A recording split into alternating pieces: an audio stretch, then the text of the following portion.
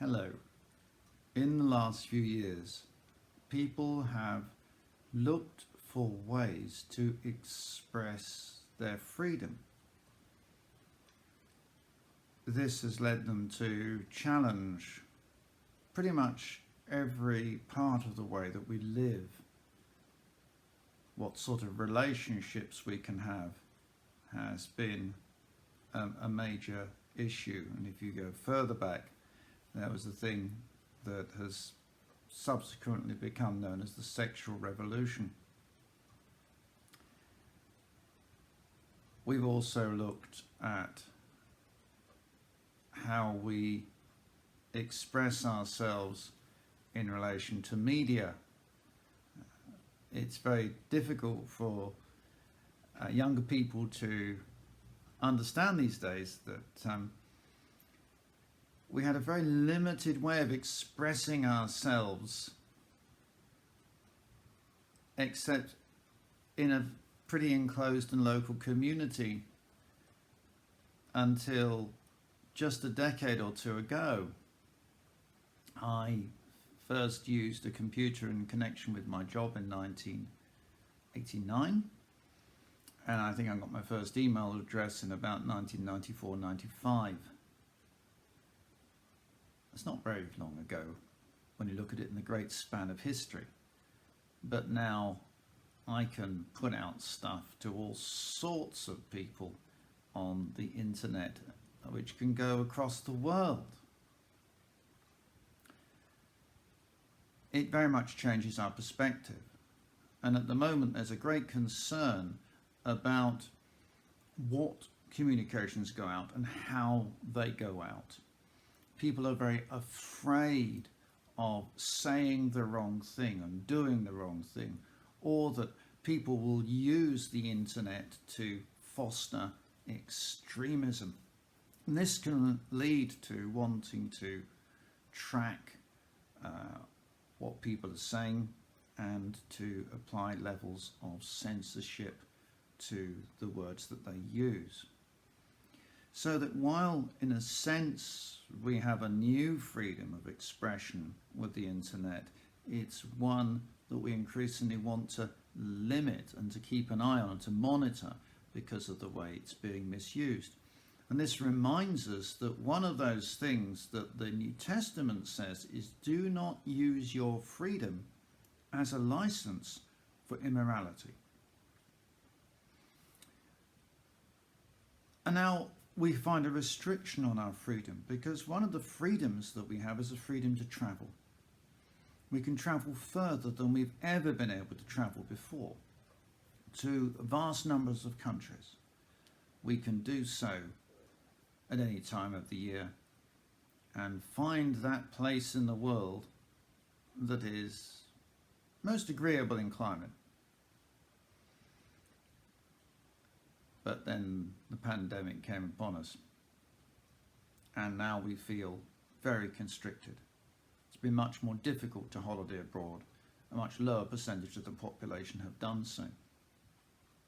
Many cruise ships now stand idle, and not every country in the world would welcome us now because we have a much higher incidence of COVID-19 than they do. We can feel restricted and hemmed in even more now with our tiers of restrictions with very high risk or high risk areas in many of our areas of major population. Some of us may feel constrained from going away because of the unwelcoming noises of certain parts of the UK. We all can feel hemmed in. Of course, some people have been pretty much trapped inside halls of residence as students at universities at a time where they thought they were going to have the time of their lives.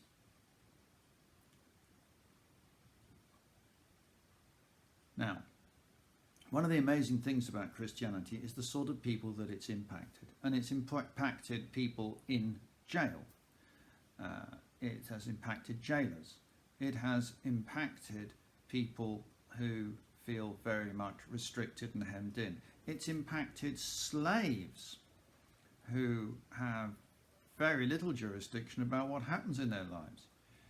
It has impacted subject peoples whose lands were occupied by other nations, and in some cases still are. It's impacted people in war zones who do not know whether they are able to live from day to day. And yet it's also impacted palaces.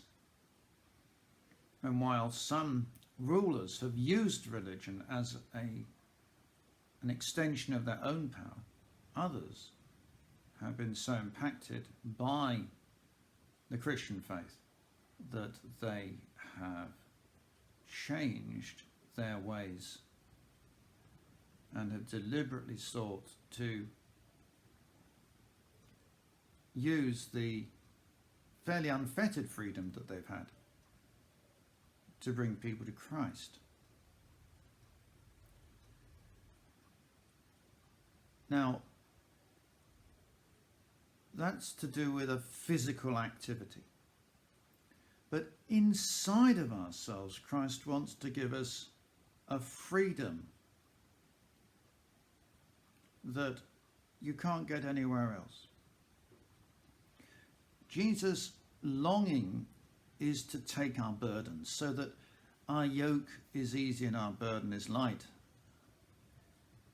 And if we feel heavy and weighed down and constricted, then that's because somehow we're carrying stuff we shouldn't carry.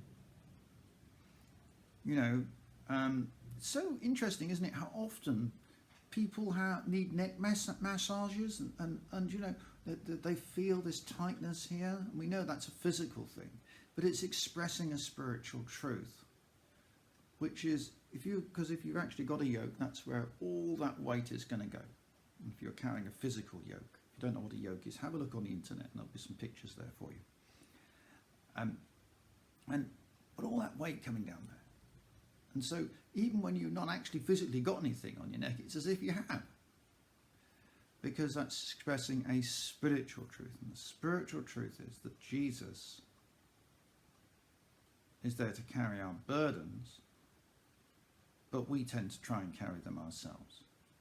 We feel it's up to us. We feel we've got to cope. Jesus loves it when people say, I can't cope. Not because he wants to bring people grief, but because he wants to bring people freedom. Freedom from care. Freedom from shame. Freedom from regret. Freedom from disappointment. Jesus Christ wants to set people free. And he says, if the Son shall set you free, you shall be free indeed. Do we want to be set free? Or do we want to carry on hemming ourselves in with our own expectations and our own drivenness?